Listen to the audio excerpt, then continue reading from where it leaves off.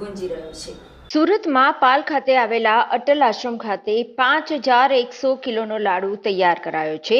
આ લાડુને Asia book of રેકોર્ડમાં સ્થાન મળ્યું છે। અટલ આશ્રમને 50 વર્ષ પૂરા થવા ઉપરાંત હનુમાન જયંતિ અને મંદિરના મહંત બટુકગીરી બાપુની 70મી જયંતિના ત્રિવેણી સંગમ નિમિત્તે આ આયોજન કરાયું છે। હનુમાન જયંતિની ઉજવણી અટલ આશ્રમમાં સંતોના સન્માનની સાથે કાર્યક્રમને ખુલ્લો મૂકવામાં આવ્યો હતો।